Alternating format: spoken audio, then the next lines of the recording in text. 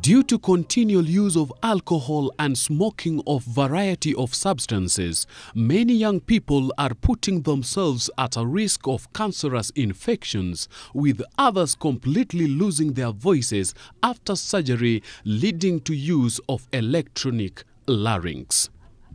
Well, there's also increasing cancer, like you saw the gentleman inside who had voice cancer.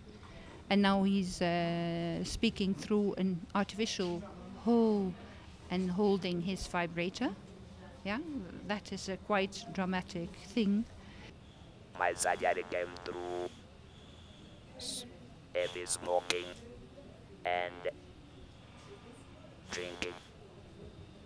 So it came all that to cancer of the voice, of throat cancer.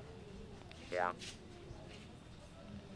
So that's why I'm using that gadget to talk. Without that gadget, I cannot produce sound. Yeah. According to Aching Abura, a renowned songwriter and artist, voice is such an asset that, if properly cared for and exploited, can take an individual to heights that are beyond their wildest dreams. For me, my voice has taken me many places. I did my education, I did a couple of masters, and I came back and said, no, this voice is what I want to be the source of my livelihood. So it's been the source of my livelihood with its ups and downs, taken me to wonderful places, many, many countries. I've met very big people, and I've enjoyed being known because of my voice. I think it's one of the biggest blessings.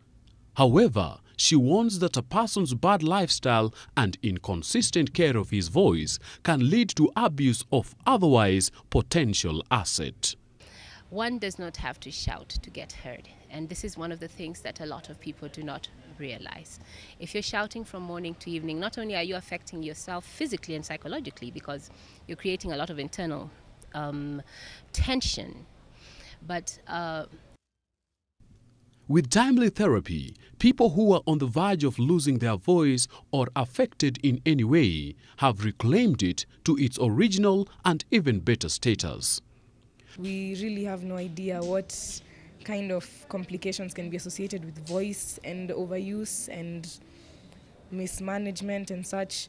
And a day like this is important because you get to see that it's a thing that happens. So it's not like people are focused on other things. Let's say there's all sorts of treatments for cancer, malaria and everything, but you never come to think about voice. And it's important because we use voice everywhere we go. People have jobs that are entirely based on their voices. Therapists are coming together to enhance increased public awareness of various voice conditions with an aim of saving voices through proper treatment and care so as to enhance and reduce cases of voice ailments. Yes, and at speech and language and hearing and voice therapy, we see the people who've had a problem with their voice, who are having problems maybe like too much shouting, voice abuse, like we see in preachers, we see that in teachers, we see that in marketing people or in artists. And often people don't take their voice seriously. I think just a voice, I can't use it for a few days. Therapy in the case of children who have speech difficulties due to disorder or malfunction, parental involvement is mandatory. In adults, partners or friends, seeing a doctor early is important for maximum benefit if hope for recovery is to be realized. Solomon Were, GBS News.